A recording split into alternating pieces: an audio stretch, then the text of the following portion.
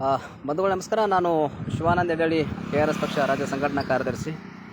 ಇವತ್ತು ಲೈವ್ಗೆ ಬರಲಿಕ್ಕೆ ಒಂದಿಷ್ಟು ವಿಚಾರಗಳಿದ್ದಾವೆ. ಆ ಒಂದು ವಿಚಾರವನ್ನು ಇಟ್ಕೊಂಡು ನಾನು ಇವತ್ತು ಲೈವ್ ಬಂದಿದ್ದೇನೆ.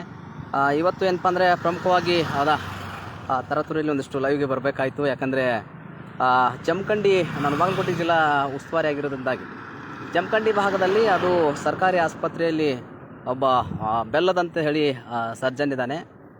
ಆ ಸರ್ಜನ್ ಏನಪ್ಪ ಅಂದರೆ ಅಲ್ಲಿ ಏನಂದರೆ ಜಮಖಂಡಿ ಸರ್ಕಾರಿ ಆಸ್ಪತ್ರೆಯಲ್ಲಿ ರೋಗಿಗಳೇನಪ್ಪ ಅಂದ್ರೆ ಕೆಳಗಡೆನೇ ಮಲಗಿಸಿ ಏನಪ್ಪ ಅಂದ್ರೆ ಅದು ಏನೋ ಚಿಕಿತ್ಸೆ ಕೊಡಲಾರ್ದೆ ಈ ಥರ ಏನಪ್ಪ ಅವ್ಯವಸ್ಥೆಯನ್ನು ಇತ್ತು ಅನ್ನುವಂಥ ಕಾರಣಕ್ಕೆ ಅಲ್ಲಿ ಜಮಖಂಡಿ ಭಾಗದ ನಮ್ಮ ಕರ್ನಾಟಕ ರಾಷ್ಟ್ರ ಸಮಿತಿ ಪಕ್ಷದ ಕೆಲವೊಂದಷ್ಟು ಪದಾಧಿಕಾರಿಗಳು, ಸಾಗರ ಮತ್ತು ಇನ್ನಷ್ಟು ಶಿವಾನಂದ, ಈ ಥರಕ್ಕೆ ಒಂದಷ್ಟು ಸೇರಿದಂಥ ಹುಡುಗರು ಈ ಥರಕ್ಕೆ ನೀವು ನೆಲದ ಮೇಲೆ ಏನಪ್ಪ ಅಂದ್ರೆ ಮಲಗಿಸ್ಕೊಂಡೆ ಅದು ಟ್ರೀಟ್ಮೆಂಟ್ನೂ ಕೊಡ್ತಾ ಇಲ್ಲ, ಈ ಥರಕ್ಕೆ ಯಾಕೆ ನೀವು ಮಾಡ್ತಿದ್ರಿ ಅಂತಂದು ಕೇಳೋಕ್ಕೆ ಹೋಗ್ತಾರೆ. ಹೋದ್ಮೇಲೆ ಅವರು ಯಾರಂದರೆ ಜಮಖಂಡಿ ಬೆಲ್ಲದ ಅಂತಕ್ಕಂಥವನು ಭಾಳಷ್ಟು ಕರಪ್ಷನ್ ಇರ್ತಕ್ಕಂಥ ಮನುಷ್ಯ, ಭಾಳಷ್ಟು ಮುಂಚೆಂದು ತನ್ನ ಮೇಲೆ ಇನ್ನೊಂದು ಸ್ಟೋರಿ ಇದ್ದಾವೆ, ನಾನು ಹೇಳ್ತೀನಿ ಆತನ ಮೇಲೆ. ನಂತರ ಆತ ಏನು ಮಾಡ್ತಾನಂದರೆ ಅಲ್ಲಿ ಒಂದಿಷ್ಟು ಸಂಘಟನೆಗಳನ್ನು ಕೂಡ ಹಾಕ್ಕೊಂಡು ಒಂದಿಷ್ಟು ಇರ್ತಾವಲ್ಲ, ಹೌದಾ, ರಾತ್ರಿ ಪಾರ್ಟಿ ಗಡಿ ಸಂಘಟನೆಗಳು ಇರ್ತಾವೆ, ಹೌದಾ, ಪಾರ್ಟಿ ಸಂಘಟನೆಗಳನ್ನು ಇಟ್ಕೊಂಡು ಅಂತಂದರೆ ಅಲ್ಲಿ ಇರ್ತಕ್ಕಂಥ ಸ್ಥಳೀಯ ಏನಪ್ಪ ಅಂದ್ರೆ ಗುಂಡಾಗಳನ್ನು, ಚೇಲಗಳನ್ನು ಕರೆಸ್ಕೊಂಡು ನಮ್ಮ ಪಕ್ಷದ ಕಾರ್ಯಕರ್ತರ ಮೇಲೆ ಈತ ಹಲ್ಲೆಯನ್ನು ಮಾಡಿಸಿ ಈಗ ಅವ್ರಿಗೆ ಏನಪ್ಪ ಅಂದ್ರೆ ಮಾನಸಿಕವಾಗಿ ಹಲ್ಲೆಯನ್ನು ಮಾಡಿಸಿದಾನೆ. ಮಾಡಿಸಿದ ನಂತರದಲ್ಲಿ ಈತ ಏನು ಈ ಮುಂಚೆ ಏನಪ್ಪ ಅಂದ್ರೆ ಸಾಕಷ್ಟು ಖಾಸಗಿ ಆಸ್ಪತ್ರೆಗಳಿಗೆ ಹೋಗಿ ಕೆಲಸ ಮಾಡ್ತಾನೆ ಆತ, ಗೌರ್ಮೆಂಟ್ ಸರ್ವೆಂಟ್ ಆಗಿದ್ದರು ಸಡಕ್ಕೆ. ಮತ್ತು ಹೋದ ಸಲನೂ ಸದ್ಯಕ್ಕೆ ಏನಪ್ಪ ಅಂದರೆ ಮಾಹಿತಿ ಹಕ್ಕು ಹೋರಾಟಗಾರ ಅಂತ ಚಿನ್ನಪ್ಪ ಕುಂದೂರ್ಗಿ ಸೇರಿದಂತೆ ಹಲವು ಗೆಳೆಯರು ಏನಪ್ಪ ಅಂದ್ರೆ ಅಲ್ಲಿ ಮಾಹಿತಿ ಹಕ್ಕನ್ನು ಹಾಕಿ ಅಲ್ಲಿ ನಡೀತಕ್ಕಂಥ ಎಲ್ಲ ವ್ಯವಹಾರಗಳನ್ನು ಬಯಲಿಗೆ ತರಲಿಕ್ಕೆ ಪ್ರಯತ್ನವನ್ನು ಮಾಡ್ತಾರೆ. ಅವ್ರ ಮೇಲೆ ಏನಪ್ಪ ಅಂದ್ರೆ ಒಂದು ಸುಳ್ಳು ದೂರನ್ನು ಈತ ದಾಖಲಿಸ್ತಾನೆ. ಅವರಿಗೆ ಸುಳ್ಳು ದೂರನ್ನು ಕರ್ತವ್ಯ ಕಡ್ಡಿ 353 ಕೇಸನ್ನು ಹಾಕಿ ಕರ್ತವ್ಯ ಕಡ್ಡಿಯನ್ನು ಆತ ಕೇಸನ್ನು ಹಾಕಿ ಅವ್ರಿಗೆ ಏನಪ್ಪ ಅಂದ್ರೆ ಜೈಲಿಗೆ ಹಾಕಿಸಿದ್ದಾನೆ. ಯಾಕಂದರೆ ಯಾರಾದರೂ ಆತನ ಮೇಲೆ ಏನಾದರೂ ಪ್ರಶ್ನೆ ಮಾಡಿದ್ರೆ ಅವ್ರ ಮೇಲೆ ಸುಳ್ಳು ಏನಪ್ಪ ಅಂದ್ರೆ ಕೇಸನ್ನು ಹಾಕಿ ಮಾಡಿ ಸ್ಥಳೀಯ ಇರ್ತಕ್ಕಂಥ ಪೊಲೀಸರನ್ನ ಬಳಸ್ಕೊಂಡು ಅಲ್ಲಿರ್ತಕ್ಕಂಥ ಸ್ಥಳೀಯ ಗುಂಡಾಗಳನ್ನು ಬಳಸ್ಕೊಂಡು ಅವರಿಗೆ ಆತ ಒಂದಿಷ್ಟು ರಕ್ಷಣಾ ಕೋಟೆಯನ್ನು ಕಟ್ಟಿಕೊಂಡು ಅಲ್ಲಿ ಸಾಕಷ್ಟು ಏನಪ್ಪ ಅಂದ್ರೆ ಅಮೇದೆ ತಿನ್ನುವಂಥ ಕೆಲಸವನ್ನು ಮಾಡ್ತಿದ್ದಾನೆ. ಇದನ್ನು ನಮ್ಮ ಪಕ್ಷದ ಕಾರ್ಯಕರ್ತರು ಅಲ್ಲಿರ್ತಕ್ಕಂಥವ್ರು ಪ್ರಶ್ನೆಯನ್ನು ಮಾಡ್ತಾರೆ. ಪ್ರಶ್ನೆಯನ್ನು ಮಾಡಿದ್ಮೇಲೆ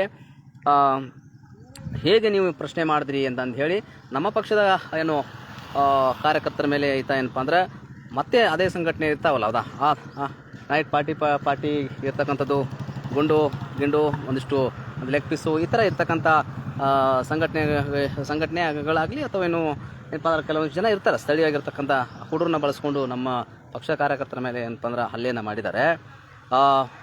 ಏನು ಇವರು ಬಣ್ಣವನ್ನು ನಾವು ಅವ್ರಿಗೆ ತೋರಿಸ್ಬೇಕಲ್ಲ, ಹೌದಾ, ನೀನು ಯಾವ ಬಣ್ಣದಲ್ಲಿದೆಯಾ, ನೀನು ಹೇಗೆ ಕರಪ್ಷನ್ ಮಾಡ್ತೀಯಾ, ಬಡತನದ ಏನು ಯಾವ ಥರಕ್ಕೆ ಏನಪ್ಪ ಅಂದ್ರೆ ದುಡ್ಡನ್ನು ಮಾಡ್ಕೊಂಡಿದ್ಯಾ, ಕೋಟ್ಯಾನುಗಟ್ಟಲೆ ಒಂದಿಷ್ಟು ಆಸ್ತಿಯನ್ನು ಮಾಡ್ಕೊಂಡಿದ್ಯಾ, ಹೇಗೆ ಎಲ್ಲ ಅಂತ ನಾನು ತೋರಿಸ್ಬೇಕಾದ ನನಗೆ. ಹೀಗಾಗಿ ನಾನು ಬಾಗಲಕೋಟೆ ಜಿಲ್ಲೆಯ ಏನು ಉಸ್ತುವಾರಿ ಆಗಿರೋದರಿಂದಾಗಿ ಮತ್ತು ಏನು ನಮ್ಮ ಬಾಗಲಕೋಟೆ ಜಿಲ್ಲೆಯ ಜಮಖಂಡಿ ತಾಲೂಕಿನ ಕಾರ್ಯಕರ್ತರ ಮೇಲೆ ಈ ಥರಕ್ಕೆ ಆಗಿದ್ದಿರೋದು ಒಂದಿಷ್ಟು ಖೇದಕರ ಸಂಗತಿ. ಈ ಥರದ ಅಧಿಕಾರಿ ವರ್ಗದವರು ಬಹುತೇಕ ಎಲ್ಲ ಕಡೆ ಅವರು ಇರ್ತಾರೆ. ಅವ್ರಿಗೇನೆಂದರೆ ದುಡ್ಡು ಒಂದಿಷ್ಟೇ, ಮತ್ತು ದುಡ್ಡು ಮಾತ್ರ ಅವರಿಗೆ ಒಂದಿಷ್ಟು ಅವಶ್ಯಕತೆ ಆಗೈತಿ, ಮತ್ತು ದುಡ್ಡನ್ನು ಮಾತ್ರ ನೋಡ್ತಿರ್ತಾರೆ. ಮಾನವೀಯ ದೃಷ್ಟಿ ಅನ್ನುವಂಥದ್ದು ಇರುವುದಿಲ್ಲ ಅನ್ನುವಂಥ ವಿಚಾರವನ್ನು ನಾನು ತಿಳಿಸ್ತೀನಿ. ಮತ್ತು ಇದನ್ನು ಗಂಭೀರವಾಗಿ ಪರಿಗಣಿಸಿ TH ಅವರಾಗಲಿ ಅಥವಾ DH ಅವರಾಗಲಿ, ಸ್ಥಳೀಯ ಇರ್ತಕ್ಕಂಥ ತಹಶೀಲ್ದಾರ್ ಆಗಲಿ ಅಥವಾ DC ಅವರಾಗಲಿ ಯಾವೆಲ್ಲ ಕ್ರಮಗಳನ್ನು ಕೈಗೊಳ್ತಾರೆ, ಅಥವಾ ಈತ ಮುಂಚೆನೂ ಮಾಡಿದಾಗೂ ಯಾವೆಲ್ಲ ಕ್ರಮಗಳನ್ನು ಅಲ್ಲೇನೂ ಆಗಿಲ್ಲ, ಆ ಮಟ್ಟಕ್ಕೇನೂ ಆಗಿಲ್ಲ. ಹೀಗಾಗಿ ಅಲ್ಲಿ ಹೇಗೆ ಅಂದರೆ ಯಾರಿಗೆ ಚೆನ್ನಾಗಿ ರಾಜಕಾರಣದಲ್ಲಿ ಪರಿಚಯ ಇರ್ತಾರೆ, ಚೆನ್ನಾಗಿ ದುಡ್ಡು ಯಾವನು ಮಾಡ್ಕೊಂಡಿರ್ತಾನೆ ಅವನಿಗೆ ಮಾತ್ರ ಬೆಂಬಲವನ್ನು ನೀಡುವಂಥ ಕೆಲಸಗಳು ಆಗ್ತಾ ಇದ್ದಾವೆ. ಜಮಖಂಡಿ ನನಗೆ ಗೊತ್ತಿದೆ, ಹೌದಾ, ಆ ಭಾಗದಲ್ಲಿ ಏನಪ್ಪ ಅಂದ್ರೆ ಒಂದಿಷ್ಟು ಸಾಕಷ್ಟು ಮಿತ್ರರು ಇರೋದ್ರಿಂದಾಗಿ ಅದಷ್ಟು ಗೊತ್ತಿದೆ.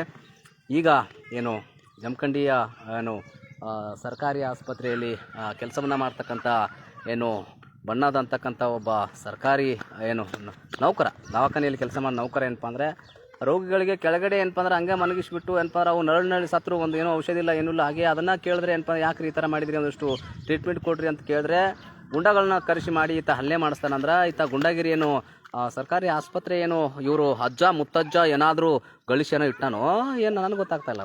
ಯಾಕಂದ್ರೆ ಇವರು ಅಜ್ಜ ಮುತ್ತಜ್ಜರು ಪಿತ್ರಾಜ್ ಆಸ್ತಿ ತಂದು ಏನಾದ್ರು ತಿಳ್ಕೊಂಡಿದ್ದಾರೋ, ಸಾರ್ವಜನಿಕರು ಏನಪ್ಪ ಅಂದ್ರೆ ಆಸ್ತಿಯನ್ನು ಈತ ಏನಪ್ಪ ಅಂದ್ರೆ ಈ ಥರಕ್ಕೆ ರೌಡಿಗಳನ್ನು ಬಳಸಿ, ಗುಂಡಾಗಳನ್ನು ಬಳಸಿ ಏನಪ್ಪ ಅಂದರೆ ಈ ಥರ ಮಾಡ್ತಾನಂದರೆ ಮಾನಗೇಡಿನ ಬದುಕನ್ನು ಆತ ಸಾಗಿಸ್ತಾ ಇದ್ದಾನೆ. ಇದರ ಮೇಲೆ ನಾವು ಮಾನವ ಹಕ್ಕುಗಳು ಸೇರಿದಂತೆ ಎಲ್ಲ THO DH ಅವರಿಗೆ ಮತ್ತು ಲೋಕಾಯುಕ್ತಕ್ಕೂ ದೂರನ್ನು ಸಲ್ಲಿಸ್ತೀವಿ. ಮತ್ತು ಇದಕ್ಕೆ ತಕ್ಕ ಶಾಸ್ತಿಯನ್ನು ಆತನಿಗೆ ಕಾನೂನಿನ ಪಾಠವನ್ನು ನಾವು ಕಲಿಸಬೇಕಾಗ್ತೈತಿ. ಹಿಂದೆ ಆತ ಏನು ಹೋರಾಟಗಾರಂಥ ಚಿನ್ನಪ್ಪ ಕುಂದರ್ಗಿ ಅವರು ಒಂದಿಷ್ಟು ಎಲ್ಲ ಮಾಹಿತಿಯನ್ನು ತೆಗೆದು ಮಾಡಿ ಅವ್ರ ಮೇಲೆ ಒಂದಿಷ್ಟು ಏನಾದರೂ ಸಾಕಷ್ಟು ದುಡ್ಡು ಮಾಡ್ಕೊಂಡಿದ್ದಾನೆ. ದುಡ್ಡು ಅಂದರೆ ಹೇಳಬಾರ್ದು, ಮನೆಗೆ ನೀನು ನೋಡಿದ್ರೆ ಅದೇನು ಲಕ್ಷ ಅಲ್ಲ ಕೋಟಿ ಲೆಕ್ಕದಲ್ಲಿ ಆತಂದು ಮನೆ ಇದೆ, ಹೌದಾ.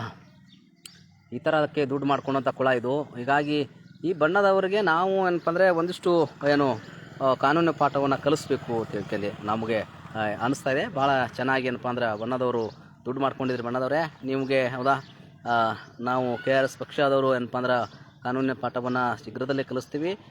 ನೀವು ಏನು ರೌಡಿಗಳನ್ನು ಕರೆಸಿ, ಗುಂಡಾಗಳನ್ನು ಕರೆಸಿ ಏನು ನಿಮ್ಮದು ಮಾಡ್ತಕ್ಕಂಥ ಎಲ್ಲ ಏನಪ್ಪ ಅಂದ್ರೆ ಅವ್ಯವಹಾರಗಳನ್ನ ಪ್ರಶ್ನೆ ಮಾಡಿದ್ರೆ ಅದ್ರ ಮೇಲೆ ಹಲ್ಲೆಯನ್ನು ಮಾಡಿಸಿದ್ರಿ. ಮತ್ತು ಇನ್ನೊಂದು ಏನಂದರೆ ಶಿವ ಗೌರವತ್ತಿದ್ದಾರೆ, ಆ ಹುಡುಗನನ್ನು ಅಲ್ಲೇ ಹಿಡ್ಕೊಂಡ್ಬಿಟ್ಟು ಒಂದಿಷ್ಟು ಜನ ಕರೆಸಿದ್ದಾರೆ. ಕಾರ್ಯಶಿ ಮಾಡಿ ಹಿಡ್ಕೊಂಡು ಅವ್ರನ್ನ ಏನಪ್ಪ ಅಂದರೆ ಇಲ್ಲ ನಿಮ್ಮ ಪಕ್ಷದವ್ರು ಬಂದರೆ ಬಿಡ್ತೀವಿ, ಇಲ್ಲಾಂದರೆ ಬಿಡೋದಿಲ್ಲ. ಏನು ಪಾಳ್ಯಗಾರ ವಂಶದಲ್ಲಿ ಇದಾನೆ ಐತ ಅದು ಅನ್ಸುತ್ತೆ ನನಗನ್ಸುತ್ತದ. ನನಗೆ ಗೊತ್ತಾಗ್ತಲ್ಲ.